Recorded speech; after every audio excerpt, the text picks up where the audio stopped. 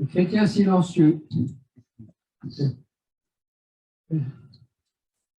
L'histoire d'un frère, il travaille dans une entreprise, il vient d'être embauché, et puis il va avoir un bon témoignage. Il prie le Seigneur pour ses nouveaux collègues, pour son patron. Seigneur, accorde-moi la grâce d'être le sel qui donne du goût, la lumière qui éclaire. Seigneur, que mon témoignage soit vrai, ma conduite exemplaire, etc. Alors, il prend son boulot, et puis, au bout de quelques temps, il y a un de ses collègues qui dit, mais dis donc, André, tu n'es pas comme les autres, toi. Alors, j'ai l'impression que, je ne sais pas, je ne peux pas expliquer. Je voudrais bien parler un peu avec toi. Alors, il serait comme vous, hein. Vous seriez comme lui, vous seriez tout content. Oui. En fait, André, il voyait déjà son collègue de travail dans les eaux du baptême. Il savait, lui, il va se convertir, il a été touché par le venir de vie. On dit, écoute, on va se prendre un petit moment, là, si tu veux, pendant l'heure du repas. On va parler un peu. Ouais, ok. Rendez-vous pour l'heure qui suit. Et puis, en attendant l'heure, André prie le Seigneur, dit Seigneur, merci. Merci pour ce que tu fais. Merci parce que, bon, c'est vrai, j'ai pas parlé, mais c'est pas les paroles qui viennent, c'est le travail du Saint-Esprit. Ce soir, c'est le Saint-Esprit qui amène la conviction de péché, qui amène une personne à fléchir les genoux devant Dieu. Merci Seigneur, merci Seigneur. Voilà. Et puis l'heure de l'entretien arrive, et André et puis son collègue sont aussi face à face. Et puis, le collègue qui lui dit, voilà, je voudrais juste te poser une question. Je ne serais pas végétarien par hasard.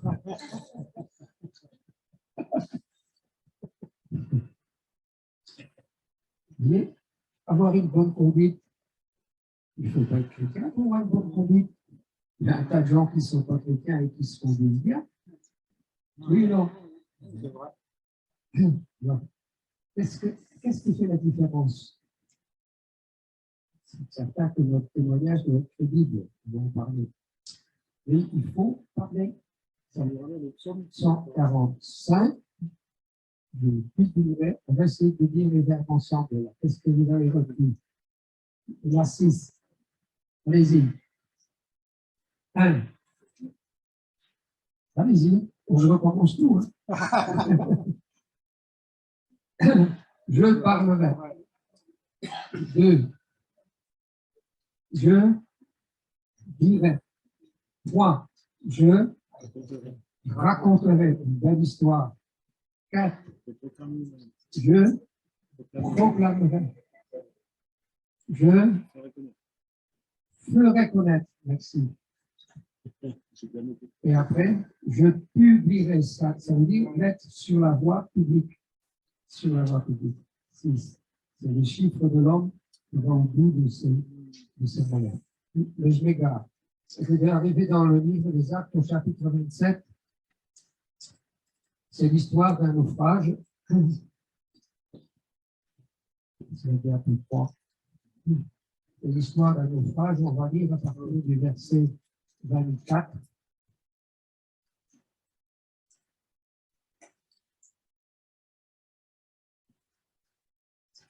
Un ange du Dieu à qui j'appartiens et que je sers m'est apparu cette nuit et m'a dit, Paul, ne crains point, il faut que tu comparaisses devant César. Et voici, Dieu t'a donné tous ceux qui naviguent avec toi. C'est pourquoi, ô homme, rassurez-vous, car j'ai cette confiance en Dieu qu'il en sera comme il m'a été dit, mais nous devons échouer sur une île. La 2. La diapo 2. Voilà. La bouche du juste, c'est une source de vie. Alors, le livre des Actes nous raconte comment Paul a été arrêté à Jérusalem avant d'être transféré à Césarée. Il avait refusé d'être jugé par un tribunal juif et il en a appelé à César, puisqu'il était citoyen romain. Et c'était bel et bien la volonté de Dieu. Un ange s'est adressé à lui au cours d'une nuit, il lui a dit ces paroles que nous venons de lire. Paul, ne crains pas, n'aie pas peur, prends de l'assurance, il faut que tu comparaisses devant César. L'Empire romain devait entendre au plus haut niveau le témoignage chrétien. Alors on embarque les prisonniers à bord d'un navire en partance pour l'Italie. Le temps se gâte, le bateau est pris dans une violente tempête. Notre monde est comme ce bateau qui va faire naufrage, un bateau en perdition. On pourrait se poser la question, comment se fait-il que ce bateau ait fait naufrage? Je crois pouvoir partager avec vous, je ne sais pas si vous serez d'accord avec moi, c'est qu'il y avait là, ce jour-là, une puissance qui était à l'œuvre pour que le bateau coule corps et bien, et que jamais, non, jamais l'empereur ne puisse accéder au témoignage que Paul avait à rendre. Donc, quand vous êtes bloqué dans une situation difficile, ben, retenez ça. Il y a une puissance qui ne veut pas, parce que vous êtes dépositaire de quelque chose de précieux, de quelque chose qui peut sauver beaucoup de monde autour de vous, et le diable ne veut pas, tout simplement. Alors, c'est lui qui vous envoie à l'idée des côtes malades, c'est lui qui vous crée la vie difficile, multiplie les difficultés, et vous pouvez vous trouver comme Paul à bord de ce bateau, en train de se poser des questions. Seigneur, il est arrêté à Jérusalem. Il travaille là-bas. Maintenant, voilà. Nous voilà en route pour l'Italie. Il va être jugé par l'empereur. Ça veut dire quoi tout ça? Il est en train de faire un peu de bilan, mais ses idées sont peut-être négatives. Voilà qu'il y a la tempête. Le bateau va couler, et puis Paul, il est comme vous et moi. Hein. Il se demande si sa dernière heure n'est pas arrivée, mais certainement il est en prière, il intercède, et Dieu s'adresse à lui, il dit Paul, ne prends pas. N'aie pas peur, il faut que tu comparaisses devant César. Alors, à bord de ce navire, il y avait qui? Il y avait un équipage compétent, il y avait des marins de métier, des militaires courageux, des officiers capables, des capitaines, brevetés, diplômés sûrement. Mais tous ces gens-là, avec leur compétence et leur bonne volonté, ne pouvaient absolument rien faire pour les 276 personnes en péril. La Bible dit qu'ils avaient perdu l'espoir de s'en tirer. Là, le monde aujourd'hui est semblable à un bateau qui est en perdition. Et l'inquiétude grandit autour de nous. On se demande ce qui va arriver demain. Le moral est au plus bas, comme à bord de ce bateau, la même situation. Et à bord du bateau en perdition, Paul n'est pas découragé. La 4. Dieu est avec lui et il va être l'instrument pour le salut de tous ces gens qui naviguent avec lui. Dieu lui dit, Dieu t'a donné tous ceux qui naviguent avec toi. Alors ma question, c'est un premier la suivante, qui sont les gens qui naviguent avec nous? Je pense aux parents, aux enfants, aux amis, aux voisins, aux collègues de travail. Dieu t'a donné tous ceux qui naviguent avec toi. 276 personnes à bord de ce bateau, et Paul va travailler à leur salut. C'est aussi ce que le Seigneur attend de chacun de nous. La Bible enseigne que celui qui est avec nous, qui est en nous, est plus grand que celui qui est dans le monde. Premier épître de Jean, chapitre 4. Et c'est lui, Paul, l'apôtre Paul, le prisonnier, qui va prendre les choses en main à bord de ce bateau. Il empêche les marins de quitter le navire, il les exhorte à manger, il leur communique la foi, ils reprennent courage. Et tout cela, pourquoi? Parce que celui qui est en lui est plus grand que celui qui est dans le monde. Et ça nous donne de l'assurance pour le témoignage. Quand une personne ne cherche pas le Seigneur, il est nécessaire de créer un besoin, il est nécessaire d'éveiller l'intérêt, il est nécessaire de donner soif, de donner envie. Ça me ramène à la parole où je lis que je me suis laissé trouver, dit le Seigneur, par ceux qui ne me cherchaient pas. Et pour en arriver à ce résultat, le meilleur moyen reste le témoignage personnel. Notre société est dotée de tribunaux qui, chaque jour, font appel à des témoins dans toutes sortes d'affaires. Et le rôle des témoins est souvent capital. Et c'est vrai aussi, bien sûr, dans le domaine spirituel. Le livre des Proverbes, au chapitre 14, dit « Un témoin fidèle ne ment pas, un faux témoin dit des mensonges. » Et j'en arrive à la question, pourquoi faut-il témoigner de sa foi au Seigneur? Ben, Dieu est souverain.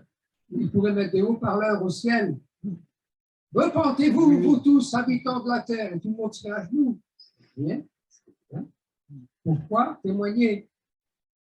La 6, pour plusieurs raisons. D'abord, pour glorifier Dieu, en proclamant les choses qu'il a faites dans nos vies, et puis pour faire connaître Jésus, ses promesses, sa puissance, son pouvoir, et aussi pour communiquer la foi. La foi vient de ce qu'on entend. Vous pouvez faire un essai. Hein. Vous voyez une personne dans la rue à la sortie d'un supermarché sur le parking et vous dites, vous ne savez pas quoi? Allez au rayon boucherie, il y a de l'agneau aujourd'hui à 5 € le kilo. Vous allez voir, les gens vont courir. Vous les avez trompés, mais ils vont courir. Pourquoi? Parce que la foi vient de ce qu'on entend. On le dit ensemble. Vous ne paraissez pas convaincu. La foi vient de ce qu'on entend. Alors, quand vous parlez, ben, il faut savoir que ça va déclencher quelque chose. Le Saint-Esprit s'empare de vos paroles et les applique à la personne que vous avez en face de vous. Créer le désir de rechercher le Seigneur et témoigner, ça met souvent un terme aux objections qu'on peut rencontrer. Quand on parle de Jésus et de son œuvre, les gens avancent des objections, on verra ça ce soir, je pense.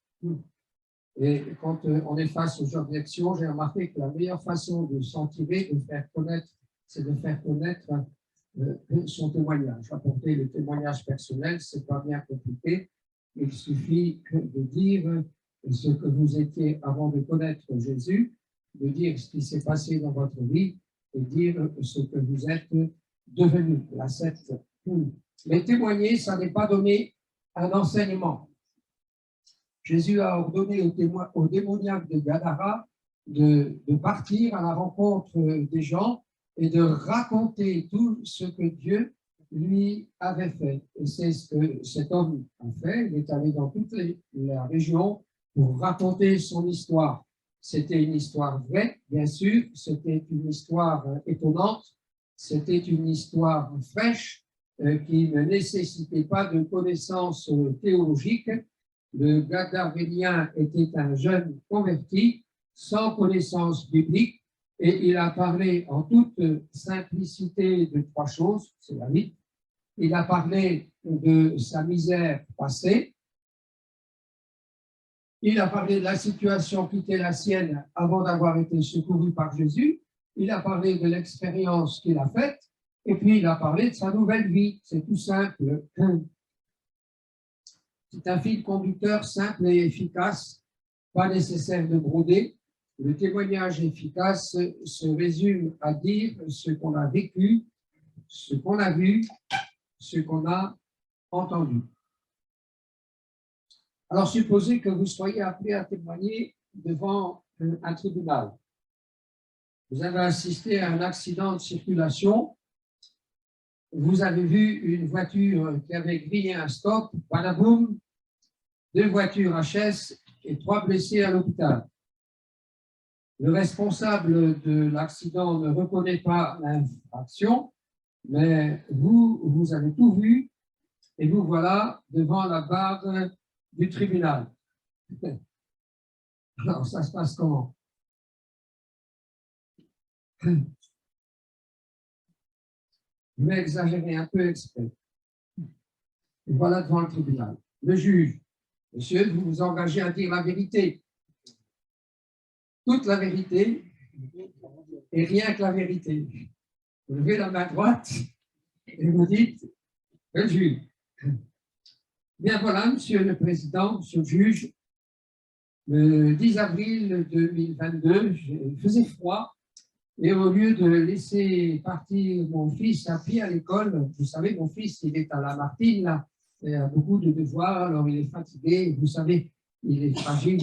Quand il était petit, je vais vous dire, il a fait une mauvaise bronchite et ça a failli tourner à l'asthme. Alors, il faut quand même que je le ménage parce que maintenant qu'il a 16 ans, le juge il commence à remuer sur sa chaise et dit monsieur, s'il vous plaît, venez-en au fait.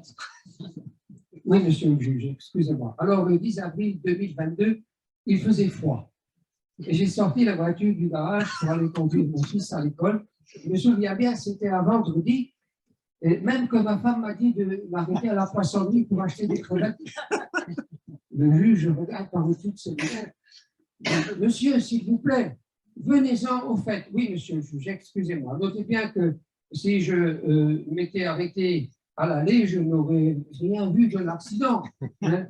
Non, je me suis dépêché d'aller au lycée conduire mon fils. D'ailleurs, avec cet accident, figurez-vous qu'il est arrivé en retard et qu'il a dû aller s'expliquer auprès du surveillant général. Le juge se lève, il est fâché. Monsieur, pour la 3e fois, venez-en au fait, qu'avez-vous vu exactement?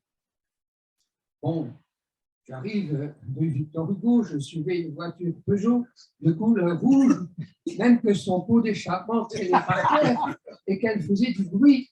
Alors j'ai dit à mon fils, il aurait mieux fait de prendre le bus, ce gars-là, et de laisser sa voiture au garage. Alors, le juge, ce coup-là, il est de colère. Une dernière fois, monsieur, venez-en au fait, que s'est-il passé? Monsieur le juge, ne vous fâchez pas. Les feux étaient à l'orange et au lieu de freiner, l'automobiliste s'est engagé au moment où ça passait au rouge. Alors il a cogné la F5 qui circulait sur la route et puis la voiture a été déséquilibrée et elle s'est renversée. Le juge. Et ensuite, je me suis arrêté, monsieur le juge, et j'ai porté secours aux blessés. Pendant ce temps, mon fils appelait la police et les pompiers sur son téléphone portable. Et quand la police est arrivée, elle m'a demandé si je pouvais témoigner. J'ai dit oui. Mais ma femme a pensé que je n'aurais pas dû accepter parce que... Et le juge, il frappe sur son bureau. Monsieur, merci, vous pouvez vous retirer, que ce que pense votre femme ne m'intéresse pas. Bon, je vous ai fait rire un peu, c'était le but. Que pensez-vous de ce témoignage? C'est intéressant. Le témoin a énervé le juge. Bien. Il a dit des choses qui n'étaient pas nécessaires d'être racontées.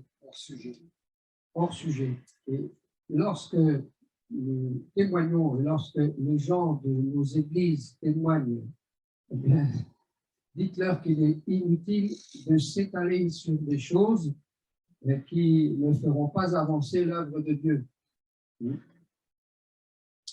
Dans le livre des Actes figure le témoignage de l'apôtre Paul. Dans le livre des Actes au chapitre 22, vous le trouvez, et vous le trouvez aussi au chapitre 26, c'est la diapo numéro 9. C'est ça. Hein?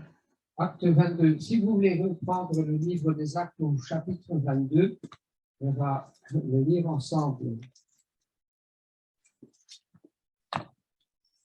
Acte 22.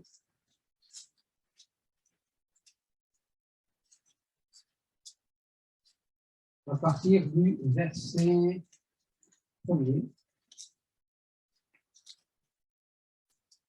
Alors, si vous voulez chronométrer, il est 17h05, d'accord? Hommes frères, écoutez ce que j'ai maintenant à vous dire pour ma défense. Lorsqu'ils entendirent qu'il leur parlait en langue hébraïque, ils redoublèrent de silence. Et Paul dit, je suis juif, né à Tarse, en Cilicie, mais j'ai été élevé dans cette ville-ci et instruit au pied de Gamaliel dans la connaissance exacte de la loi de nos pères, étant plein de zèle pour Dieu, comme vous l'êtes tous aujourd'hui. J'ai persécuté à mort cette doctrine, liant et mettant en prison hommes et femmes, le souverain sacrificateur et tout le collège des anciens m'en sont témoins. J'ai même reçu d'eux des lettres pour les frères de Damas, où je me rendis afin d'amener liés à Jérusalem ceux qui se trouvaient là et de les faire punir. Comme j'étais en chemin et que je m'approchais de Damas, tout à coup, vers midi, une grande lumière venant du ciel resplendit autour de moi. Je tombai par terre et j'entendis une voix qui me disait « Saul, Saul, pourquoi me persécutes-tu » Je répondis « Qui es-tu, Seigneur » Il me répondit « Je suis Jésus de Nazareth que tu persécutes. » Ceux qui étaient avec moi virent bien la lumière, mais ils n'entendirent pas la voix de celui qui parlait. Alors je dis, que ferai-je, Seigneur? Le Seigneur me dit, lève-toi, va à Damas, et là on te dira tout ce que tu dois faire. Comme je ne voyais rien à cause de l'éclat de cette lumière, ceux qui étaient avec moi me prirent par la main et j'arrivai à Damas. Or, un nommé Ananias, homme pieux selon la loi et de qui tous les Juifs demeurant à Damas rendaient un bon témoignage, vint se présenter à moi et me dit, Saul, mon frère, recouvre la vue. Au même instant, je recouvrais la vue et je le regardais. Et il dit, le Dieu de nos pères t'a destiné à connaître sa volonté, à voir le juste et à entendre les paroles de sa bouche, car tu lui serviras de témoin auprès de tous les hommes des choses que tu as vues et entendues. Et maintenant, que tardes-tu? Lève-toi, sois baptisé, lavé de tes péchés en invoquant le nom du Seigneur. De retour à Jérusalem, comme je priais dans le temple, je fus ravi en extase, et je vis le Seigneur qui me disait, hâte-toi et sors promptement de Jérusalem, parce qu'ils ne recevront pas ton témoignage sur moi.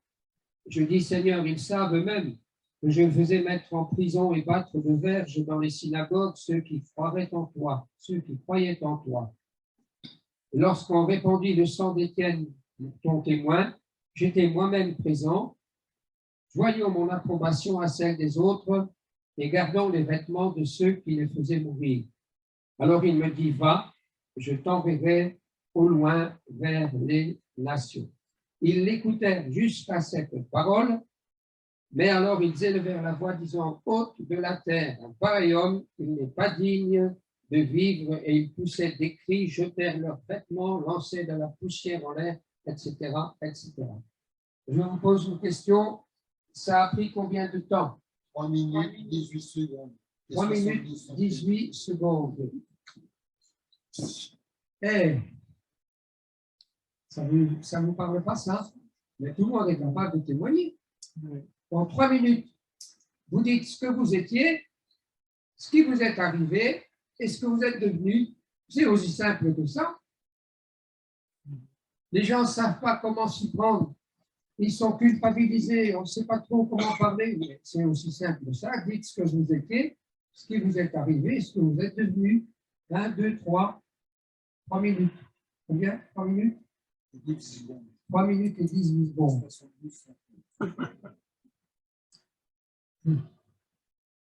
Si vous lisez Acte 22, 21, on l'a fait Il y a aussi le passage où Paul parle au roi Agrippa. Hein. C'est pareil, hein, en quelques minutes, on retrouve la même trame. Ils disent qu'il était avant sa conversion, sans rentrer dans les détails. Il raconte ce qui lui est arrivé. Il parle de sa vie nouvelle, des choses fraîches, des choses récentes.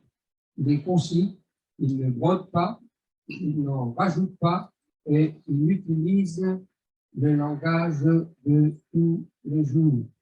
Pas d'expression incompréhensible. Le patois de Canaan, vous connaissez?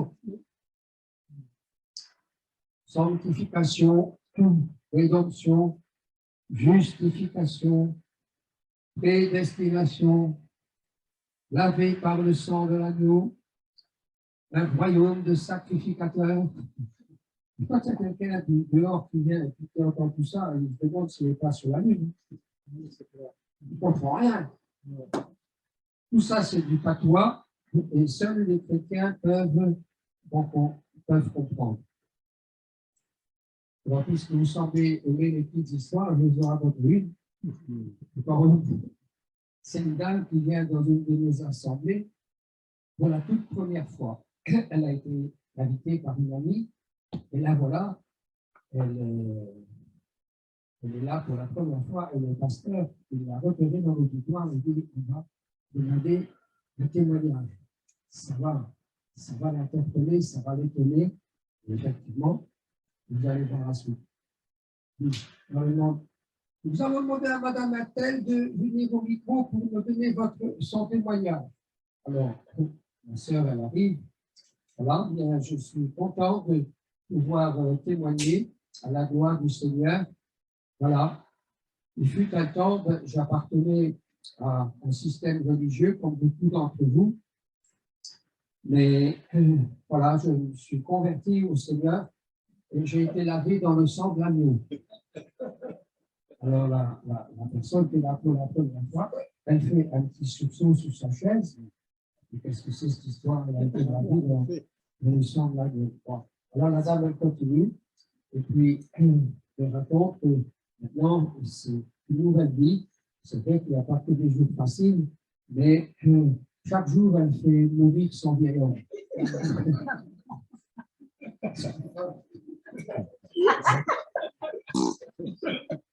Aïe, aïe, aïe. Et alors, elle continue. Maintenant, j'ai de l'espérance parce que je sais que lorsque le Seigneur va revenir, j'assisterai aux noces de l'année. Bon, alors, tout le monde dans l'auditoire, tout le monde a dit Alléluia, Alléluia. La même applaudit sans témoignage. Bon. Et puis la dame, elle revient à la maison, lui dit, son mari lui dit alors, elle dit, cette réunion évangélique, ouais, c'est bien, c'est pas en latin, hein, c'est en français, hein, puis c'est dynamique, hein, il y a de la musique, il y a de la jeunesse, tout ça, et le pasteur, hein, wow, ça décoiffe, hein, mais pas chez lui. Ah, il y a quand même des choses bizarres. Bon, pourquoi? Ils ont des drôles de rites. Il y a une dame là qui a parlé, tu sais, elle a été lavée dans du sang. Non, ça, ouais. Elle a été lavée dans du sang de mouton. Elle a dit qu'elle avait été lavée dans le sang de l'agneau. Alors, mon mari dit, mais tu sais que tu as mis des pieds, toi. Tu as été dans une secte. Fais attention, hein, ma chérie, il faut plus que tu te laves. C'est quand je veux, hein. Tu crois? Mais c'est vrai que celle qui a témoigné, le pasteur lui avait demandé de dire quelques mots à l'auditoire. Et c'était une jeune femme, elle était jeune et jolie, hein, mais elle est mariée avec un vieux. Elle est mariée avec un vieux, c'est qu'il devait encore avoir un peu de. Hein, ou alors il avait parti. Hein, oui, mais c'est pas ça le problème, c'est qu'elle le fait mourir. Comment ça, elle le fait mourir? Oui, elle a dit. Chaque jour, je fais mourir. Non, tu as mal compris. Hein. Comment ça, j'ai mal compris? Mais ça a été enregistré. Si tu veux, je t'emmène la cassette. Et tu vas entendre qu'elle fait mourir chaque jour son mec.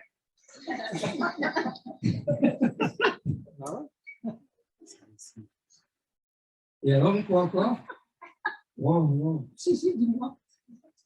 Un jour, elle va assister à un mariage de moutons. Elle a dit qu'elle assisterait aux noces de l'année. Alors, le mari dit, c'est terminé. Je te défends, ma chérie, de remettre les pédales.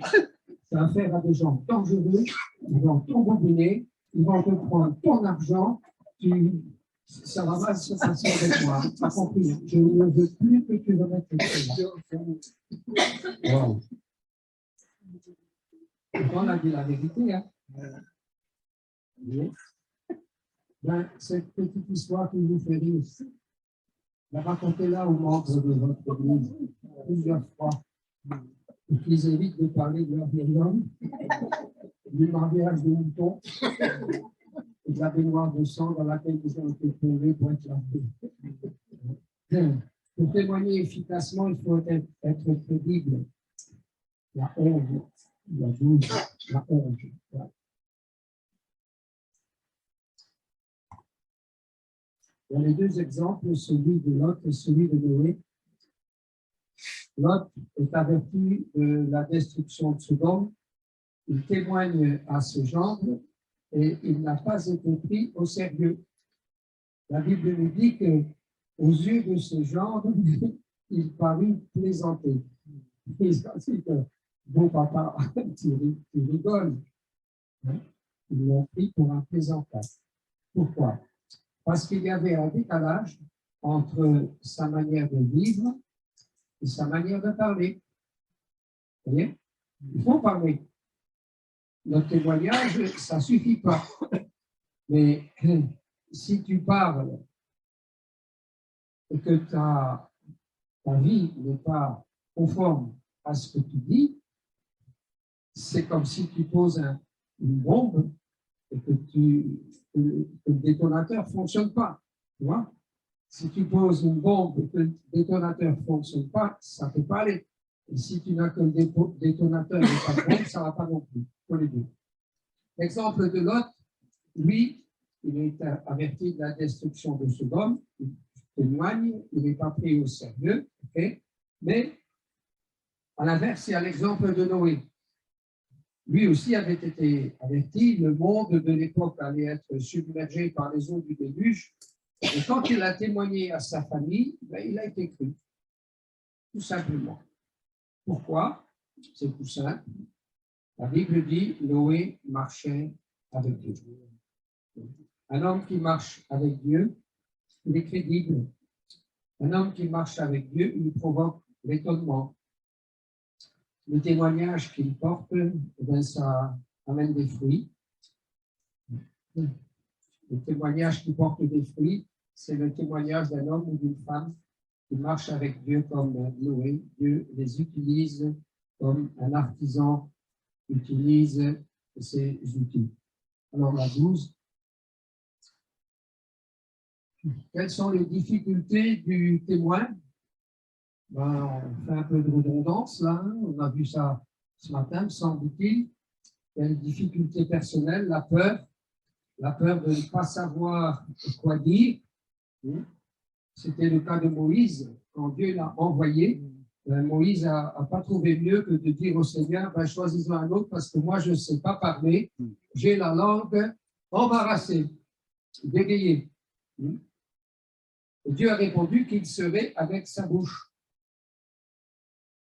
Jérémie, lui, il a dit qu'il ne savait pas parler parce qu'il était un enfant, il était trop jeune.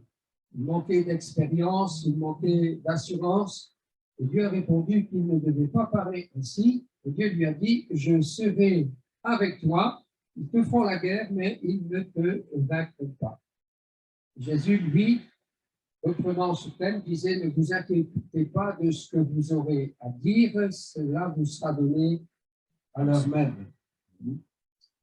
Alors, une autre difficulté, c'est la honte. On a parlé de ça ce matin, semble-t-il. Nous vivons dans un pays laïque où la foi, elle se vit dans la sphère privée. Il faut une victoire là-dessus. Jésus disait, quiconque aura honte de moi et de mes paroles au milieu de cette génération adultère et pécheresse, Le Fils de l'homme aura honte aussi de lui quand il viendra dans la gloire de son Père avec les saints anges. Difficulté aussi, je pense au manque d'audace. Et je reviens à Moïse. Moïse est appelé, ça ne fait pas de doute. Et puis Moïse dit qu'il ne sait pas parler, qu'il ne sait pas quoi faire, comment il va s'en sortir. Et Dieu l'interpelle en disant, qu'est-ce que tu as dans la main? Un bâton, Seigneur. Jette-le par terre. Jette le bâton par terre et le bâton devient un serpent. Bon. Et Dieu lui dit, prends-le, attrape-le. Comment? Par la queue. Voilà. Moi, si je dois attraper un serpent, ça ne risque pas d'arriver parce que je serais mort d'un infarctus avant. Mais si je devais attraper un serpent, je l'attraperais comme ça, par la tête, de façon à ce qu'il ne puisse pas se retourner contre moi et me piquer. Mais Dieu lui dit à Moïse, attrape-le par la queue. Non, mais Seigneur, mais si je l'attrape par la queue, qu'est-ce qu'il va faire, le serpent? Il va se retourner contre moi. Vous voyez?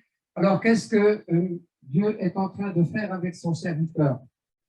Là, il lui donne une leçon de courage et d'audace. Oui ou non? Oui. On va retenir ça.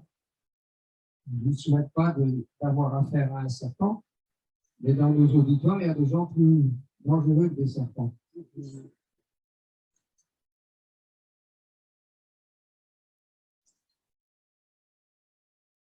Pense aux incrédules, aux athées, aux moqueurs.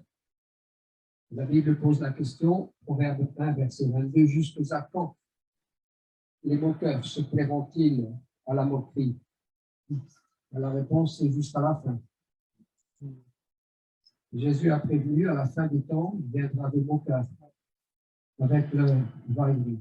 Je le disais tout à l'heure et je répète, les moqueries ont un but, c'est de nous déstabiliser. Mais il faut savoir réagir, et parfois, on peut réagir avec un peu d'humour. Je pense à un de mes collègues qui était évangéliste, et je lui dirai pas son nom. Mon père lui a dit, j'ai vu dans ton bouquin là, qu'un homme est resté 3 jours dans le ventre d'un poisson, n'importe quoi, tiens, je te le rends ton bouquin. Et le frère a répondu, comment ça? Et étonné de ça, toi, ça fait bien 30 ans que tu vis dans la peau d'un âne. Un peu d'humour, ça ne fait pas de tort. Mais il y a plus dangereux que les moqueurs. Ce sont les satanistes, les ambassadeurs d'un autre royaume, le royaume des ténèbres. Dans le livre des Actes, au chapitre 13, je crois, il y a l'histoire de Paul qui témoigne au gouverneur. Et dans l'auditoire, il y a un magicien qui s'appelle Élimas et qui s'oppose à lui, cherchait à détourner le proconsul de la foi. Et Paul a réagi avec autorité. C'est une autorité que nous avons. C'est une autorité déléguée. Homme plein de ruse, fils du diable, ennemi de toute justice, il va fort. Hein? Ne cesseras-tu pas de pervertir les voies droites du Seigneur? Maintenant, voici la main du Seigneur est sur toi, tu seras aveugle et pour un temps, tu ne verras plus le soleil. Et Élimas perd la vie. Et le proconsul est frappé par ce qui s'est passé, son cœur s'ouvre et il croit. Alors, quel est l'enseignement de ce passage? Faut-il que notre témoignage provoque la cécité des opposants? Non, bien sûr. Et ce que je retiens de ce texte, c'est que nous devons prendre de l'assurance, comme Paul devant le proconsul. Nous devons faire preuve d'audace, comme Moïse face à Pharaon et face au serpent. Prendre de l'assurance, comme Esther, devant Haman et devant le roi Assuérus. Celui qui est en nous est plus grand que celui qui est dans le monde. C'est la 14. Jésus l'a dit, vous recevrez une puissance, le Saint-Esprit viendra sur vous et vous serez mes Alors, tout à l'heure, nous avons lu ce petit témoignage de l'apôtre Paul, et je vous propose un exercice. Vous avez tous du papier et un stylo. Alors, s'il vous plaît, essayez d'écrire votre témoignage en 3 minutes. Les 25. Allez, je vous en donne 5 de plus. Écrivez simplement ce que vous dites, ce qui vous est arrivé, vous mettez quelques détails, comme Paul l'a fait, puisque vous êtes devenu. Si vous utilisez cette méthode avec les gens dont vous avez la responsabilité, vous allez voir que c'est efficace. Alors, on y va.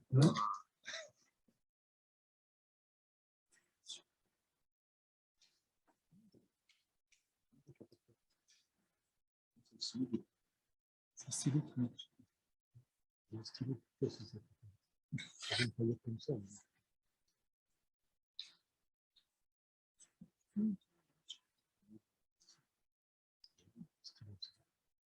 C'est stylé, c'est vraiment ça. C'est stylé. C'est stylé.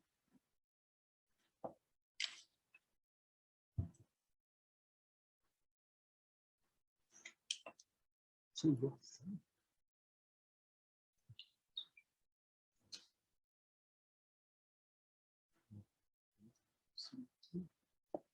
ce que je voulais faire.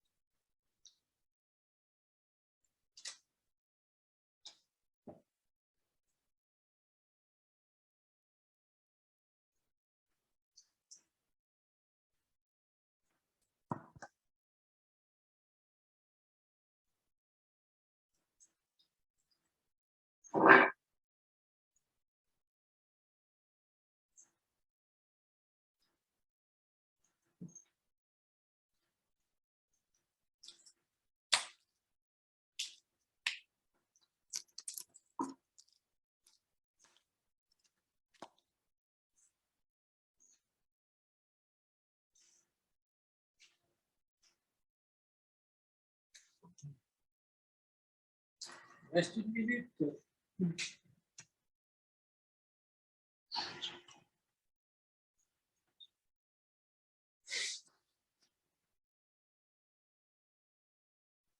29 secondes.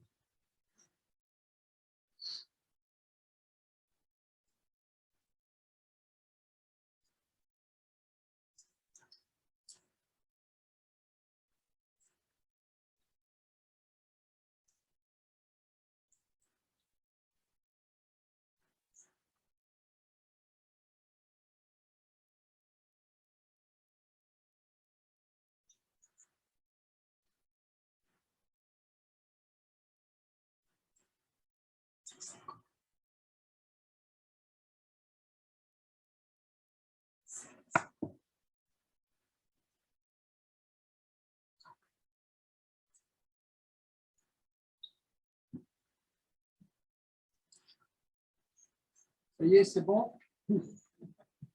Alors, on va désigner 3 victimes. Est-ce qu'il y a quelqu'un qui veut lire son témoignage? Ou alors, on s'échange des feuilles et on lit ce qui est écrit dessus.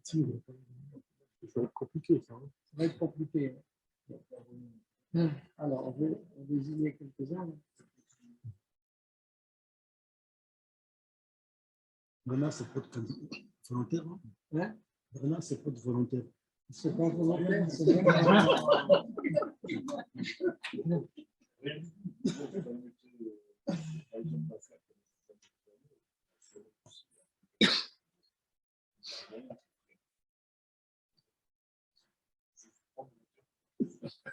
Allez, Guy, vas-y, on se connaît. Alors, ma mère m'a dit, si tu es méchant, tu iras en montagne. Je le croyais, mais ma réflexion fut qu'elle aussi il ira. Commence une recherche chez les religieux, ne fut pas tout clair. Un jour, je rencontre un chrétien et eut la vie changée profondément, non plus abasourdi. Et jeté au Seigneur, il se manifesta en moi un matin de bonheur. Et mes yeux intérieurs s'ouvrirent, ma vie fut changée en quelques secondes, et les autres en furent témoins. Wow. Tu as mis combien de temps? 40 secondes. 1 minute en moins. Là, c'est. Allez, on écoute ton voisin. J'étais victime d'une injustice qui m'a profondément marqué, une injustice causée par mon père. Ma réaction fut alors de me défendre personnellement, et je suis, de par cette décision, devenu chef de moi. Ma mère, chrétienne évangélique pentecôtiste, m'a invité à venir à une réunion où elle était la seule personne qui pouvait toucher mon cœur, parce qu'elle était malheureuse avec mon père. Et je suis allé dans un seul but, faire plaisir à mon père. Et ce fut ce soir-là un rendez-vous qui a changé totalement ma vie. Car dans un temps de prière, j'étais bloqué. Et j'ai entendu une voix qui est venue me dire, Michel, je suis venu et j'ai porté ton péché. J'ai crié, non! Une seconde fois, comme si un étau s'est serré sur ma tête, Michel, je suis mort pour tes péchés. Reconnais. J'ai réfléchi, je ne suis pas permis. La même intonation. Et une troisième fois, j'ai vu, comme dans un songe, Michel, sa vie. Et les mêmes paroles, Michel, je suis mort pour tes péchés. Et j'ai pleuré maintenant. Je n'ai jamais pleuré par un moment. Et depuis ce jour-là, il y avait toute chose de monde.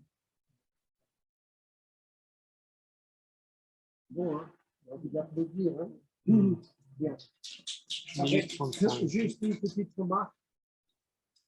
Tu as dit, dans la première partie de ton témoignage, tu as fait allusion à l'église évangélique pentecôtiste. Ça, c'est un autre truc. Mais je n'avais pas dit là, je l'ai dit juste. C'était pour vous, sinon c'est pas intéressant que les gens sachent que tu fais partie de l'église pentecôtiste. Simplement que tu appartiens au Seigneur. Peu importe que tu sois chez les baptistes, chez les ménonites, chez les pentecôtistes, d'autres pistes. Quelqu'un d'autre? Allez, le frère qui me regarde. C'est quoi? Il ne fallait pas le regarder. Alors, voilà, à 21 ans, alors j'étais marié, 2 enfants, j'étais électrique. Et de sérieux problèmes. Pendant cette période de chômage électrique, j'ai rencontré une amie qui m'a déclaré prier pour moi avec son église et avec ma maman. Elle m'a invité à venir entendre la bonne nouvelle de l'évangile.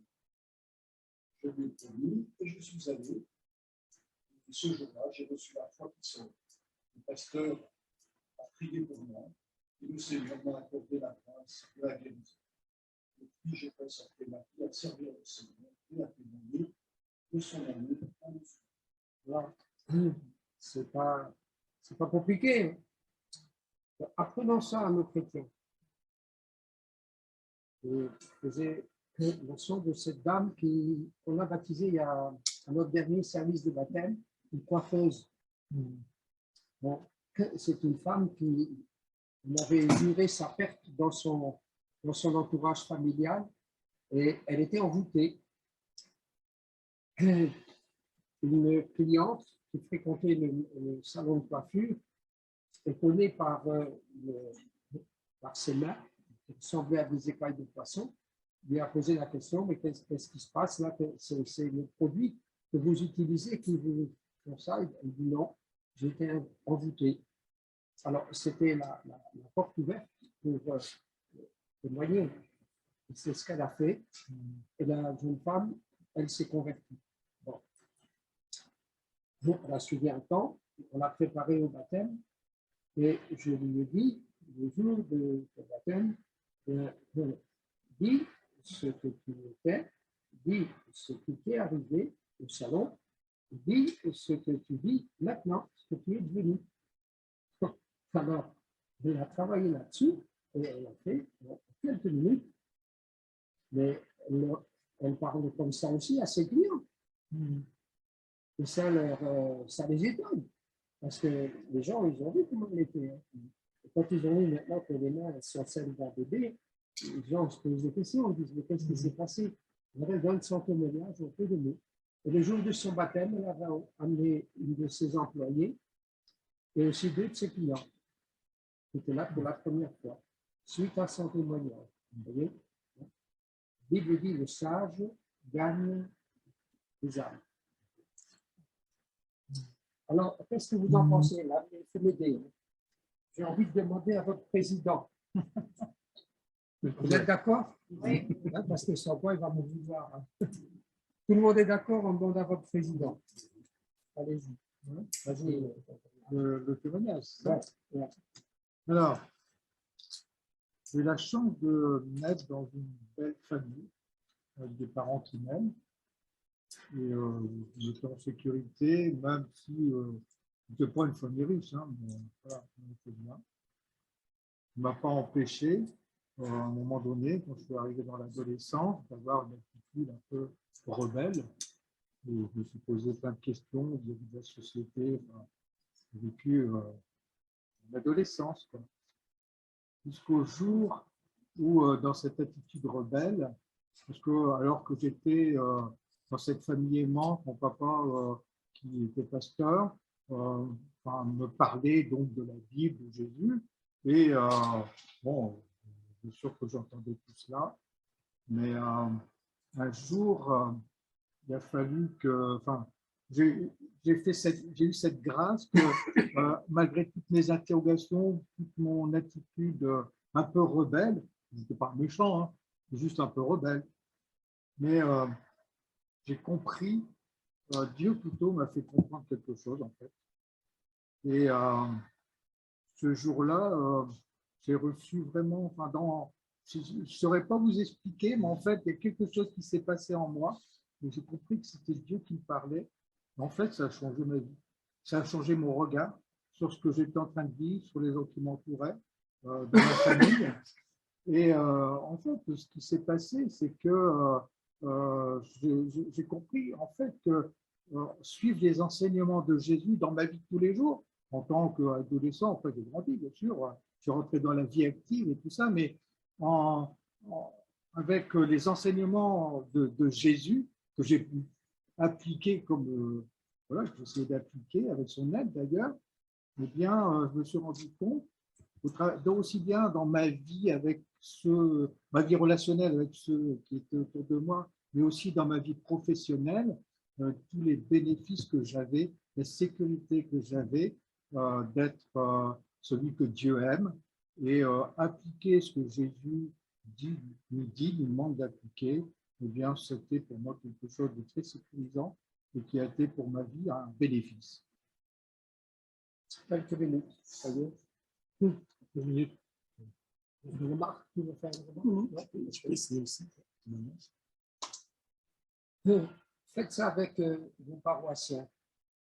Apprenez-les à témoigner, qu'ils écrivent leur témoignage. Vous revoyez ça avec eux et vous enlevez les mots qui posent problème. Et des mots comme rédemption, sanctification, justification, etc. Pourquoi? Parce que pour les gens, c'est de l'hébreuisme, ils ne comprennent pas. On est d'accord? On est d'accord. Alors, je pose une question, il est 17h40. Est-ce qu'on va plus loin? On peut. On a un peu de temps, parce que le repas est de 19h. Alors, quelques conseils pour la croissance donc de la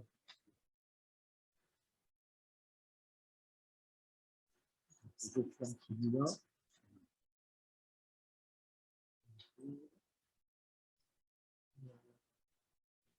Non. Donc, quelques conseils pour grandir la multiplier, c'est ça? ouais.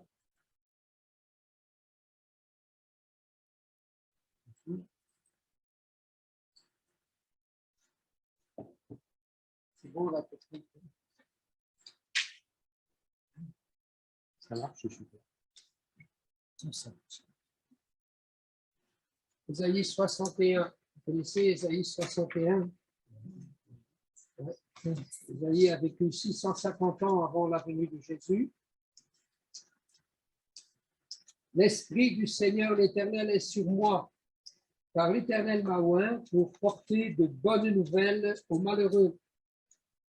Il m'a envoyé pour guérir ceux qui ont le cœur brisé, proclamer aux captifs la liberté et aux prisonniers la délivrance.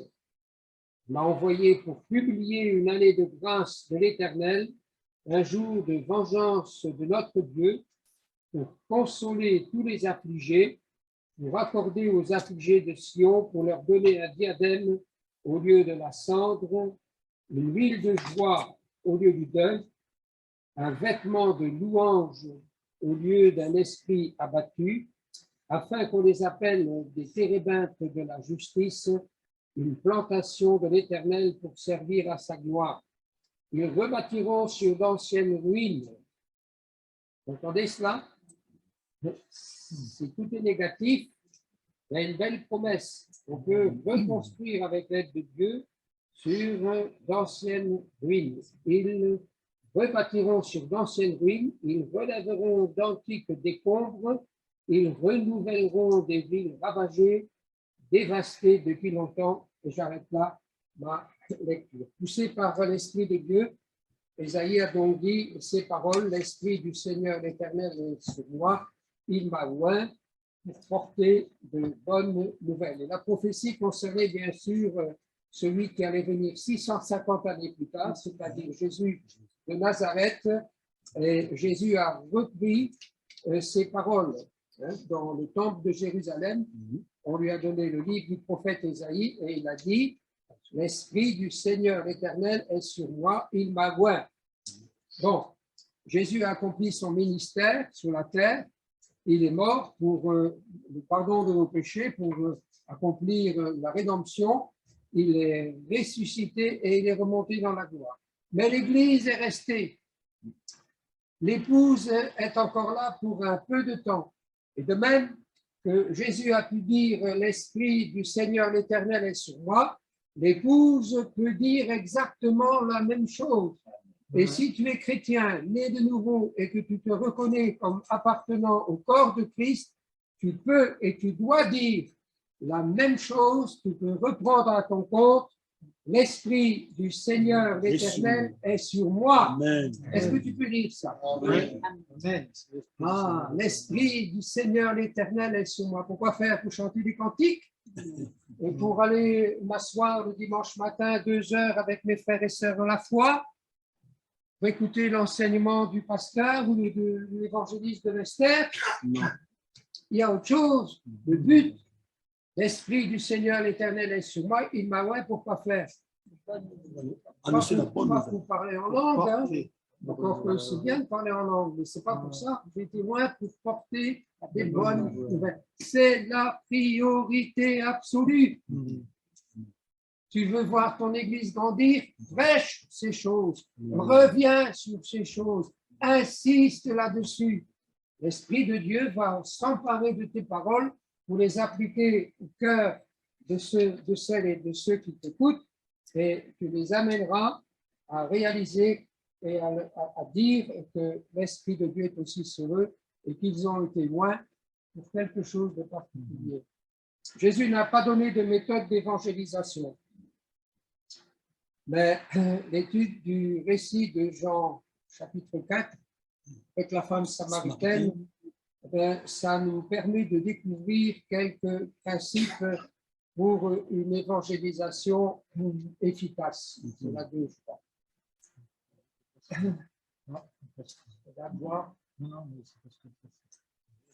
C'est bon? Ouais. Ce que fait Jésus, il est fatigué du voyage. Il n'est pas en train de se couler les ongles ni de lire un bouquin, un journal. Il est assis au bord du puits et il a éloigné ses disciples. Ce n'était pas pour prendre un temps de repos, mais pour se préparer à l'entretien qui allait suivre. Une femme de Samarie allait venir et Jésus était prêt à lui parler. Ce qui m'amène à dire que l'évangélisation nécessite une préparation spirituelle.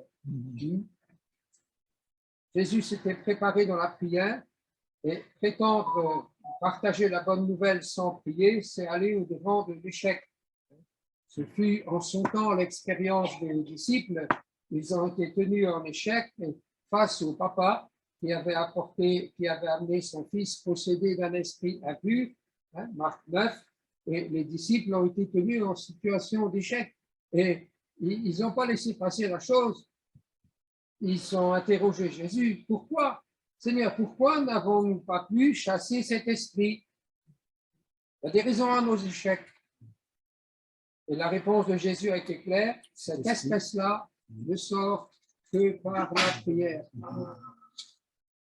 Vous avez compris que c'était important. Ils ont retenu l'enseignement. Et plus tard, quand il sera question d'envoyer en mission Barnabas et Saul, la Bible précise, on les laissa partir après avoir jeûné et prié. Ils s'étaient préparés sérieusement. Évangéliser sans prier, c'est poser une bombe et avoir oublié le détonateur. Prier pour le salut d'une personne sans lui parler, c'est appuyer sur le détonateur, mais on n'a pas posé la bombe. Ça ne va pas. Dans les deux cas, le résultat n'est pas au rendez-vous de vos espérances. Il faut parler. L'évangélisation, ça nécessite aussi une connaissance des Écritures, bonne connaissance. Parce que les gens vous diront, hein, c'est écrit où ça dans votre bouquin? Et si vous commencez à regarder, vous vous souvenez du verset de Jean 3,16, et si vous regardez dans le livre de l'Exode où ça se trouve, vous n'allez pas trouver. Bon. Il faut donner des versets clés aux gens, des versets qui interpellent avec la référence et les amener à mémoriser ça. Et quand ils seront en situation de témoignage, l'Esprit de Dieu ira chercher sur le disque dur les paroles qu'il faut prononcer. C'est la préparation, ce que j'appelle la préparation intellectuelle. Paul disait au jeune Timothée qu'il connaissait les Écritures depuis son enfance. Si ce n'est pas notre cas, si ce n'est pas le cas des gens dont nous nous occupons, il faut les amener à étudier la parole de Dieu chaque jour pour connaître le message avec l'objectif de le partager avec autrui. L'évangélisation nécessite aussi une préparation psychologique. La Bible dit que les Juifs et les Samaritains, c'était comme les chiens et les chats. Hein. Ça, ce n'est pas écrit dans la Bible, mais c'est sous-entendu. Ils n'avaient pas de relation. Les Juifs, ils n'avaient pas de relation avec les Samaritains. Et Jésus, lui, il a renversé cette difficulté. Et les disciples ont même été étonnés. Ils étaient étonnés de ce qu'il parlait avec une femme. Mais en plus, c'était une femme samaritaine. Dans notre marche, je dirais, de tous les jours, on affronte qui? On affronte les moqueurs, les incrédules, on fait face à l'hostilité, ça génère une certaine souffrance à laquelle il faut se préparer. La Bible l'enseigne clairement, Christ ayant souffert dans la chair, armez-vous de la même pensée. Autrement dit, avec d'autres mots, préparez-vous à faire face à quelques difficultés, c'est la préparation psychologique. Ça nous arrive d'avoir affaire à des gens d'une autre race, d'une autre culture. Là, c'était le cas de Jésus avec la Samaritaine, qui appartenait elle aussi à une autre culture. Et Jésus ne s'est pas laissé arrêter par les obstacles culturels. Il s'était préparé à parler à cette personne qui était différente. C'est ce que j'appelle la préparation psychologique. On retrouve ça chez Pierre, lorsqu'il évangélise les non-juifs, il dira ces paroles, Dieu m'a appris à ne regarder personne comme souillé ou impur. Acte 10, le verset 28. Il y a beaucoup de gens qui sont mal à l'aise avec les musulmans, avec les arabes. Pourtant, quand vous avez en face de vous un musulman pieux, ben je vous assure que la conversation souvent est très riche. Elle est riche. Mais les gens ont peur. Je me suis posé la question pourquoi. Ben, il y a beaucoup de gens qui se souviennent de la guerre d'Algérie, par exemple. Je me souviens d'un homme que j'ai côtoyé. Et il avait fait 27 mois en Algérie. Et quand il est revenu en France, les Arabes, ils ne pouvaient pas les voir. Même en couleur. Et un jour, il y a un Arabe qui s'est converti. Et sa maman, elle s'est convertie. Il y avait Fatia, il y avait Fatima, il y avait Abdelkader, il y avait Mohamed, et il y avait encore un. J'ai oublié son nom. Bref, toute la famille s'est convertie. Mais ça a causé problème. Ça a causé problème dans l'église. Il n'était pas aimé, le gars. Wow. Un jour, j'étais dans mon bureau et la porte du bureau était ouverte. Et voilà, mon ami Kader, il rentre et je sens qu'il véhicule un problème. Il y a quelque chose qui ne va pas. Et je l'appelle Kader. Alors, il vient. Qu'est-ce qui se passe, Kader? Qu'est-ce qui se passe? Vous ne voulez pas parler. Il dit, dis-moi, il faut que tu me dises, qu'est-ce qui se passe? Je sens qu'il y a quelque chose. Alors, du coup, il y a des larmes à ses yeux. Il dit, on m'a traité de sale bougnoule. Qui t'a traité de sale bougnoule? Il dit, un frère. Il dit, qui c'est? Oh non, je ne dis pas. Je dis, si, il faut que tu me dises, parce que ça, c'est grave. Qui c'est? Alors, il me donne son nom. Ah, j'ai Kader, assieds-toi. Tu sais, des années en arrière, ce gars-là, il a fait l'Algérie. Il a fait 27 mois d'Algérie. Il a été plusieurs fois dans des situations compliquées. Il restait des séquelles. Voilà. Des séquelles qui sont là dans son cœur, qui sont profondément enracinées. Maintenant, le Seigneur permet qu'il y ait une famille de musulmans, d'arabes qui se convertissent, et que ça remonte à la surface. C'est pour que ce soit réglé. Alors, ça l'a calmé, ça l'a apaisé, et on n'a perdu personne. Ni cette famille musulmane, ni la famille qui l'avait avancée. Ça existe. Ça existe. En tout cas, moi, je peux dire que quand je parle avec un musulman, j'ai toujours beaucoup de plaisir. Un jour, c'était à Lyon.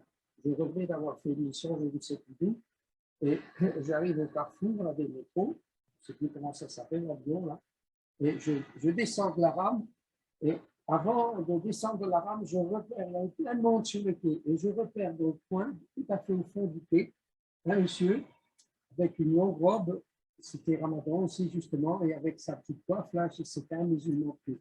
Et je sens que le Seigneur me demande d'aller le voir, cet homme. Alors, comment je vais faire? Je vais le laisser conduire. Je m'approche de lui, et puis je dis, monsieur, excusez mon audace, je vois que vous êtes un musulman pieux. Et alors il dit, comment ça? Il pensait que je l'adressais, mais je dis, je suis content de rencontrer un homme comme vous, parce que je voudrais lui poser une question importante. Et il dit, je vous écoute. Je dis, on m'a dit que les musulmans qui invoquent Sina, Issa, reçoivent de lui le pardon des péchés. Est-ce que vous avez entendu parler de ça? Question fermée.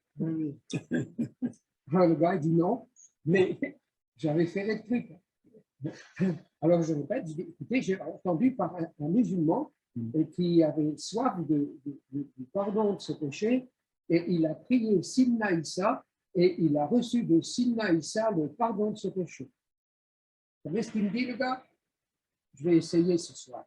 Oh.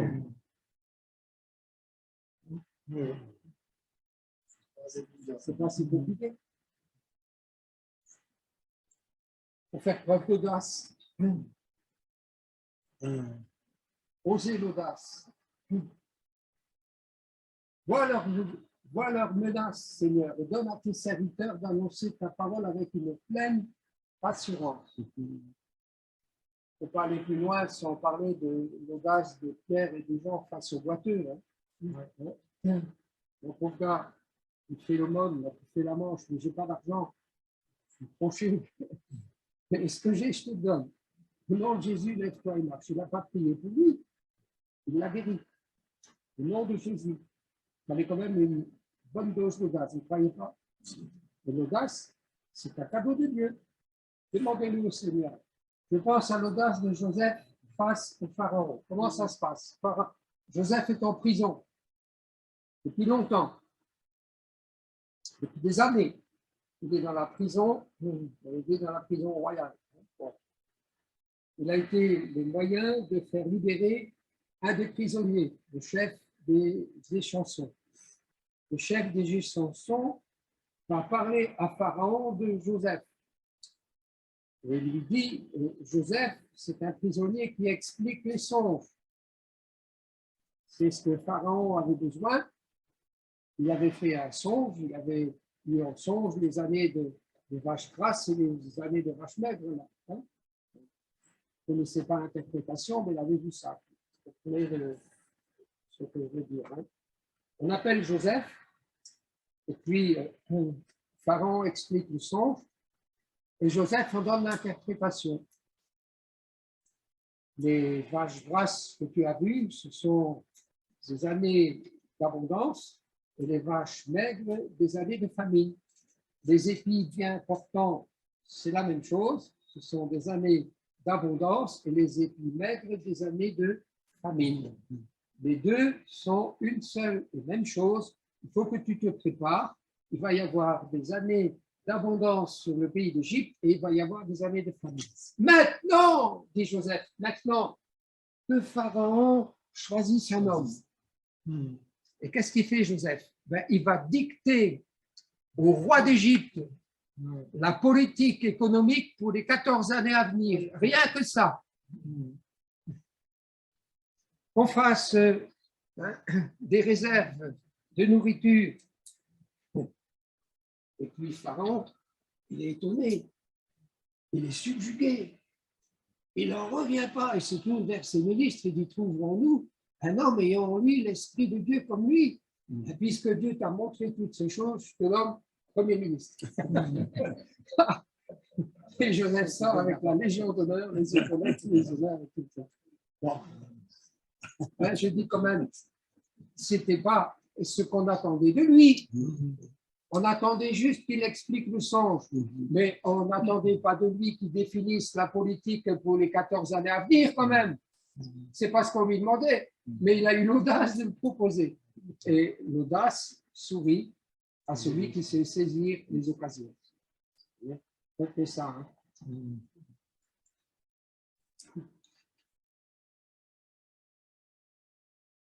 L'Église de France devrait être plus audacieuse. Il faut le dire ça aux chrétiens. Soyez plus audacieux avec les gens de votre famille. Soyez plus audacieux sur vos lieux de travail. Soyez plus audacieux dans les situations compliquées quand vous êtes en face d'un malade. Et l'audace, c'est bien, mais ça ne suffit pas. Il faut aussi de la sagesse. Le sage s'empare des âmes. Conduisez-vous, disait Paul, conduisez-vous avec sagesse envers ceux du dehors. Rachetez le temps, c'est-à-dire profitez des occasions. Hein. Que votre parole soit toujours accompagnée de grâce, assaisonnée de sel, afin que vous sachiez comment il faut répondre à chacun. La preuve de sagesse. L'audace est utile, mais elle doit être accompagnée de sagesse. Quand Jésus s'entretient avec la femme samaritaine au bord du puits, il a eu la sagesse d'éloigner ses disciples. Parce que s'ils étaient restés là, ça ne pouvait pas le faire. 12 hommes autour de la fontaine, là, ça aurait fait fuir la Samaritaine. D'accord? Si quelqu'un de vous manque de sagesse, qu'il la demande à Dieu, il donne à tous simplement et sans reproche, et elle lui sera donnée. Je sais que vous aimez bien les petites histoires, c'est l'histoire des scouts, une troupe de scouts. Le chef leur avait dit, toutes les semaines, il faut faire une BA. Bonne action, toutes les semaines. Oui, chef. OK, on se retrouve la semaine prochaine et puis vous racontez ce qui vous est arrivé. Hein. Je veux que chacun raconte sa BA. OK. Alors, la semaine d'après, ils se retrouvent là, on voit.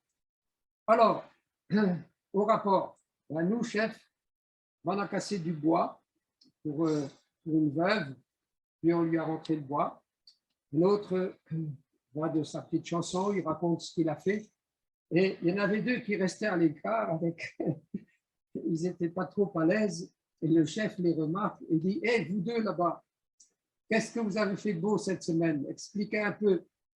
Alors, Nec dit, ah, ben, dis-le toi. Non, dis-le toi. Alors, le plus hardi des deux, ben, nous, chef, à deux, on a aidé une vieille femme à traverser la rue. Alors, le chef dit, ben, c'est bien. Pourquoi vous êtes gêné de vous expliquer? C'est bien.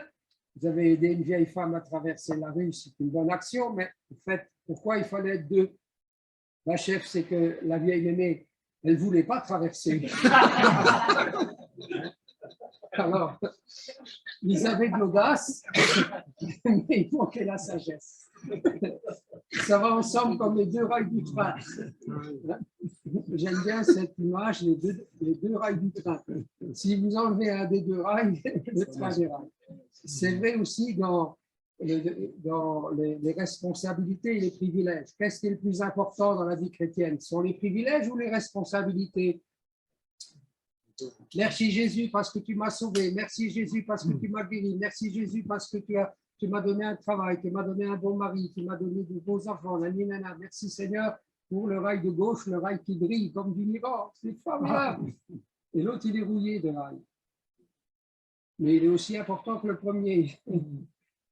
Les responsabilités et les privilèges de la vie chrétienne, ça va ensemble. Et nous ne pouvons pas encourager nos gens à cultiver un christianisme de rapport, ni un christianisme de confort. Les deux vont ensemble. Et si Dieu nous fait grâce, merci Seigneur, on manque de rien. Mais merci Seigneur, parce qu'avec tout ce que tu me donnes, ben, je veux te servir de tout mon cœur. Alors, on va plus loin. Provoquer l'étonnement. On revient à Jésus, qui est assis au bord de la fontaine, là. La femme s'approche et Jésus lui demande à boire. Et la femme est étonnée. Comment, toi qui es juif, me demandes-tu à boire, à moi qui suis une femme samaritaine? Jésus provoquait l'étonnement par ses discours, par sa manière d'être. Jésus provoquait l'étonnement par ses miracles. Et dans le livre des Actes au chapitre 4, on voit que l'étonnement, c'est une chose aussi que le Seigneur a déléguée. Et les disciples, les premiers chrétiens, à leur tour, provoquent l'étonnement. Quand le peuple de Jérusalem a entendu ce qui se passait dans la chambre haute, la Bible dit le peuple étonné a couru. Étonner les gens, vous allez les faire courir. Alors, comment est-ce qu'on peut les étonner? On peut les étonner par nos paroles, on peut les étonner parfois par nos silences aussi. Je pense à cette dame qu'on a bien connue, Janine et moi, elle s'appelait Christine. Elle était témoin de Jéhovah, il avait un petit garçon qui s'appelait Michael et qui avait des crises d'asthme à répétition.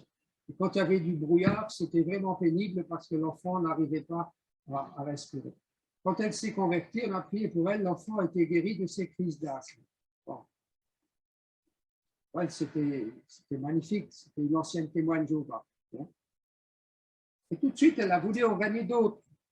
Et à l'époque, j'étais avec elle, il y en a eu plusieurs témoins de Jéhovah qui se sont convertis, même beaucoup.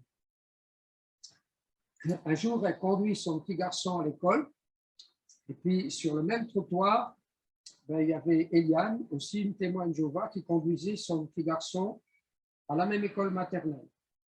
Et il y avait du brouillard. Et Eliane, tout à coup, elle interroge Christine, elle lui dit, Christine, ton fils, il n'a pas de crise d'asthme? Et elle répond sèchement, mon fils n'a plus de crise d'asthme. Alors la témoin de Jéhovah, là, Eliane, elle lui dit, mais qu'est-ce qui s'est passé? Elle est étonnée, qu'est-ce qui s'est passé? Christine répond, il s'est passé quelque chose d'incroyable, mais je ne te le dirai pas aujourd'hui. Alors Eliane, qui était curieuse comme une pie, elle dit, et pourquoi tu ne veux pas me le dire aujourd'hui? Elle dit, parce que ce que j'ai à te dire, tu n'es pas prête à l'entendre, mais je te le dirai un jour. Et ben, le lendemain, c'est aujourd'hui que tu me le dis. Et le surlendemain, c'est aujourd'hui que tu me le dis. Mais Christine, elle revient à la maison, elle dit à son mari, c'est compris pour Eliane, elle dit, je sens qu'il faut que je parle, mais je ne peux pas dire n'importe quoi, il ne faut pas que je dise n'importe quoi non plus. Alors on va prier pour que le Seigneur dispose son cœur et qu'il arrange les choses. Alors ils ont prié un petit moment, et un jour, sur le même trottoir, Christine a interpellé Eliane, elle a dit, arrête-toi, j'ai quelque chose à te dire. Tu sais, mon fils, c'est Jésus qui l'a guéri. Alors, elle a eu ce mouvement. Elle dit, Jésus guérit plus aujourd'hui. Ça, c'était bien à l'époque des premiers chrétiens. Elle a répondu, Jésus, il est le même, hier, aujourd'hui et toujours. Ben, le résultat des courses, vous savez quoi? Le dimanche, elle était aucune.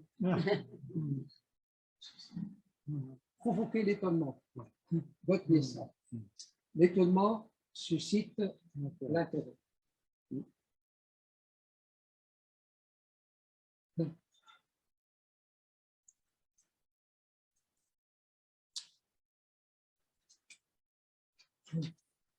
Découvrir les besoins. Des besoins d'ordre général, manger, boire, dormir, gagner sa vie, etc. Pas besoin de développer ça. Mais les gens sont souvent inconscients des besoins spirituels qui sont les plus importants. Jésus l'a dit, l'homme ne vivra pas de pain seulement. Manger et boire sont des besoins d'ordre général, des besoins de guérison, un besoin spécifique qui ne concerne que les gens malades, un besoin particulier. Chaque individu a des besoins particuliers, des besoins d'ordre personnel, et chacun soupire pour trouver du secours. Et l'évangélisation efficace, ça consiste à découvrir le besoin souvent caché des personnes et à proposer bien sûr la solution. Et pour découvrir les besoins spécifiques et souvent cachés, on peut compter sur l'aide du Saint-Esprit. Il faut se rappeler les paroles de Jésus qui a dit, vous recevrez une puissance, le Saint-Esprit survenant sur vous, vous serez mes témoins. Le Saint-Esprit n'a pas été envoyé seulement pour nous permettre de parler en langue, Le Saint-Esprit, c'est un revêtement de puissance et ça nous permet d'exercer les dons spirituels qui accompagnent le Saint-Esprit. C'est ce que Jésus a fait. Il a mis en lumière le besoin caché de la personne en prononçant une parole de connaissance. Tu as eu 5 maris. Celui que tu as maintenant n'est pas ton mari. Vous voyez? C'était son mouvement. La découverte des situations, c'est une étape importante lorsque nous partons à la conquête des âmes. Parce que tout à coup, comme ça, et ça arrive souvent dans vos assemblées, c'est arrivé, hein. Il y a une personne nouvelle et à la sortie, elle dit, mais je ne sais pas comment ça se fait, là, il a dit des choses qui concernent ma vie. Hein. Souvent, c'est toi qui lui as parlé, tu lui as dit, non, je n'ai rien dit, mais il a dévoilé ma vie. Hein. Parole de connaissance, dans l'évangélisation. Ça vous étonne? Bon, alors on va parler plus. Des questions, posez des questions.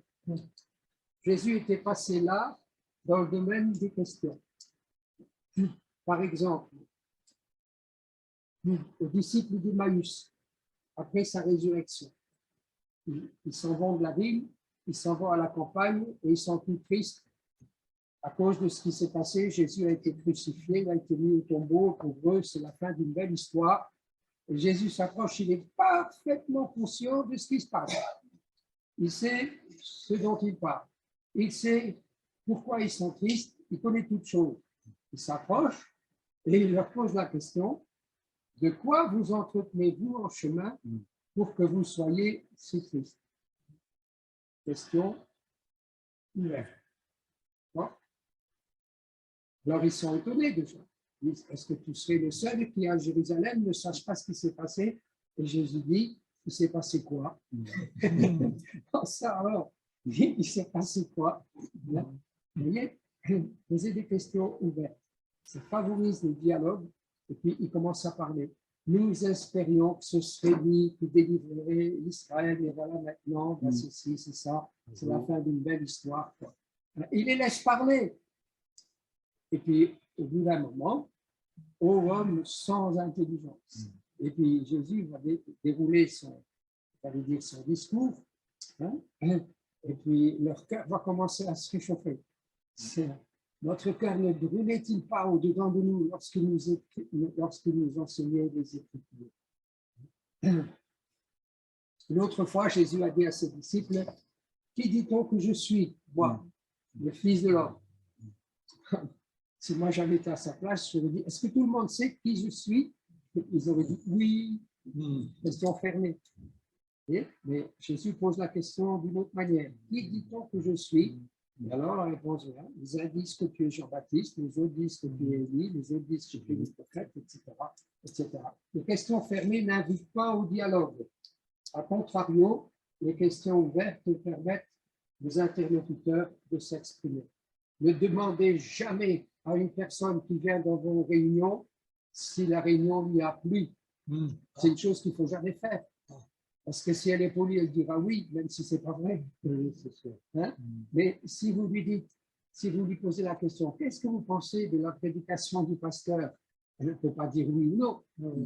Elle va s'exprimer. Et dans ce qu'elle dira, vous pourrez rebondir. Mais si vous posez la question d'une manière fermée, là, ça crée un malaise. Vous rentrez dans une impasse et ça ne favorise pas le dialogue. On va plus loin. Argumenter. Argumenter, c'est apporter des preuves de ce qu'on affirme. Apporter des éléments qui étayent une thèse. Définition du dictionnaire Larousse. L'argumentation la plus efficace, ça consiste à apporter son témoignage personnel. Parce que vous discutez avec les gens vont sortir des objections, etc. Et parfois, vous êtes je ne vais pas dire mal à l'aise, mais parfois, c'est difficile de trouver les éléments de réponse. Pour vous en sortir, c'est très simple. Dites, écoutez, je vous ai écouté là, dans vos objections, je vais vous dire ce qui m'est arrivé. Ça m'est fait un coup. Quelqu'un qui donne son témoignage, il raconte ce qu'il a vécu. C'est difficile à réfuter, ça. Hein? Pourquoi il dit ce qu'il a vécu, ce qui lui est arrivé, et comment il vit aujourd'hui. Qu'est-ce que vous voulez dire à ça? Vous écoutez, c'est tout. Vous voyez? Alors, un témoignage personnel est toujours difficile à réfuter. Voilà pourquoi l'argumentation la plus efficace, ça consiste à apporter son témoignage personnel.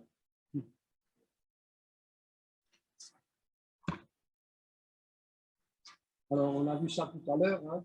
Éviter dans le témoignage, éviter les mots et les expressions que les gens ne comprennent pas. Si vous dites que vous avez été lavé dans le sang de l'agneau, c'est une grande vérité, mais c'est un langage que les gens ne peuvent pas comprendre et qui les pousse à une attitude de méfiance. Vous faites pire que mieux. Pareil, si vous dites que vous faites mourir votre vieil homme, ça peut être interprété d'une manière qui va vous desservir. Il en sera de même si vous dites qu'un jour prochain, vous participerez aux noces de l'agneau. Donc, il y a des expressions qu'il ne faut utiliser que dans le cadre d'une explication claire. Faute de quoi, le jugement des auditeurs risque d'être sévère. Donc, donner son témoignage, c'est une chose qu'on apprend. Les conseils des chrétiens plus expérimentés sont précieux à cet égard. Alors, dans vos assemblées, demandez aux gens d'écrire leur témoignage et après, voyez-les, puis vous enlevez les choses qui ne sont pas bonnes. Voilà. On va plus loin. Assurer le suivi. Un petit arbre, si vous le plantez, vous n'avez pas fini le travail. Ça exige un suivi. Si vous ne l'arrosez pas, si vous n'émettez pas un tuteur à côté, vous risquez fort de le voir crever. C'est pareil quand on témoigne, quand on veut gagner une personne, c'est bien rare qu'une personne se convertisse après un premier contact. Pour revenir.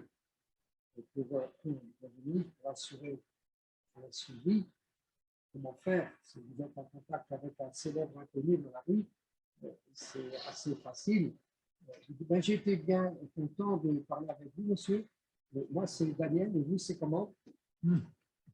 C'est comment? C'est Janine Demester. Ah, vous êtes de la ville, madame?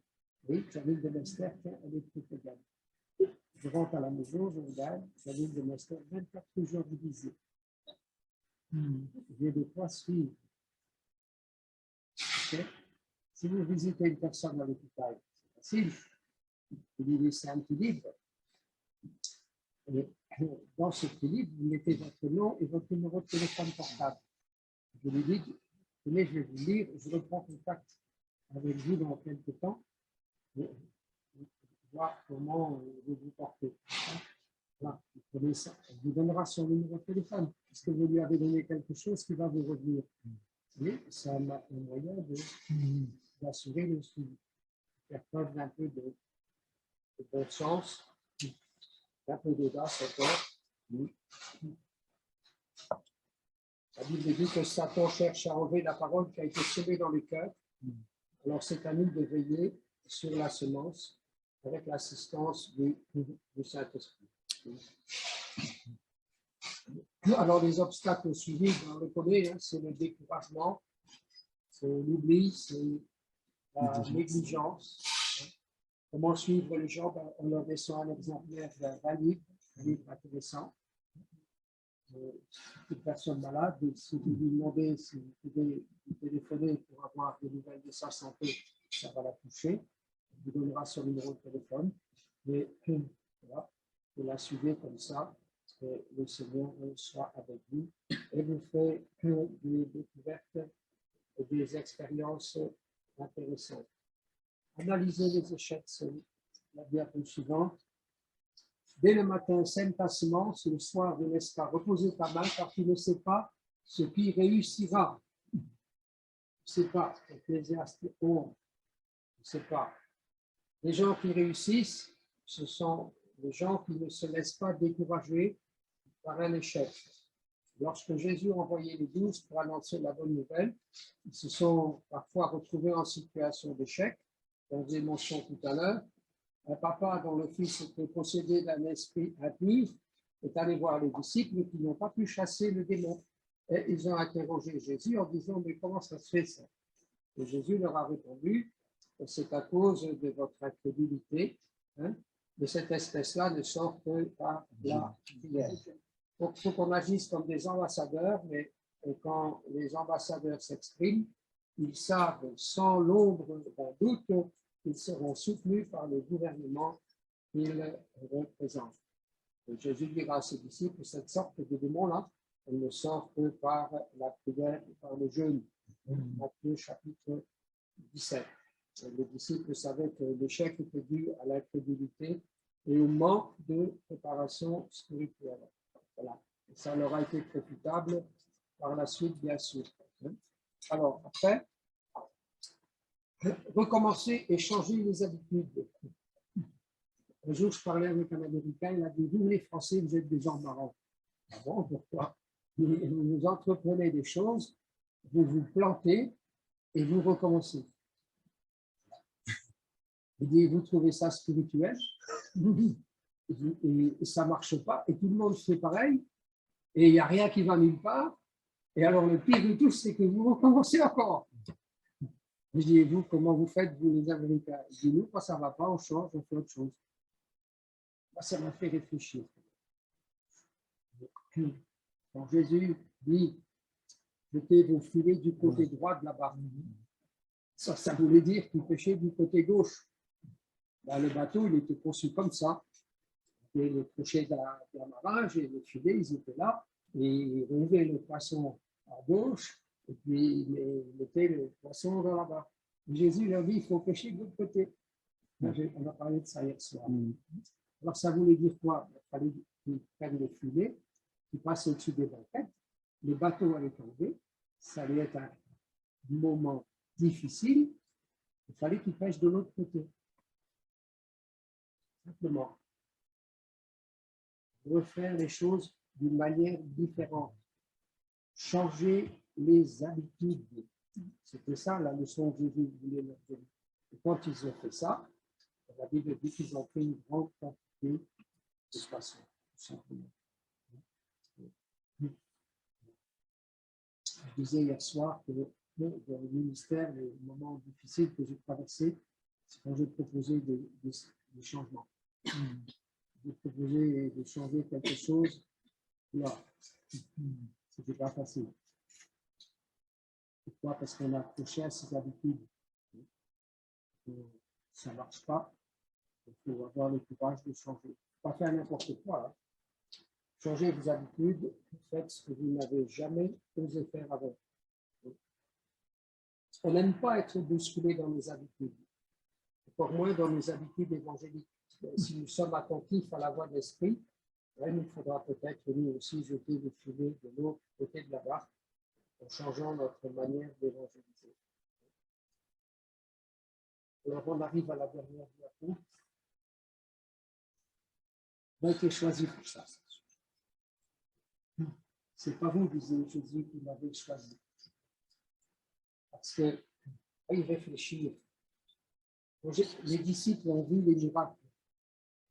Quand ils ont vu la puissance du Seigneur à l'œuvre, ils ont dû se frapper sur l'épaule les uns des autres en disant, waouh, t'as vu ça, ce qu'il a fait encore hier, disons. Waouh, qu'est-ce qu'on est content de l'avoir choisi. Qu'est-ce qu'on est content d'avoir abandonné notre métier pour nous suivre. On a fait le bon choix. C'est ce qu'ils pensaient. Jésus les ramène à une autre attitude. Il dit, attendez les enfants, c'est pas vous qui m'avez choisi, mais c'est moi qui vous ai choisi. Ah, ils pensaient avoir fait le bon choix, mais en réalité, ils étaient le choix de Dieu. Je vous ai choisi et je vous ai établi, c'est-à-dire je vous ai donné les bases. Pourquoi? Pourquoi est-ce qu'il nous a établis?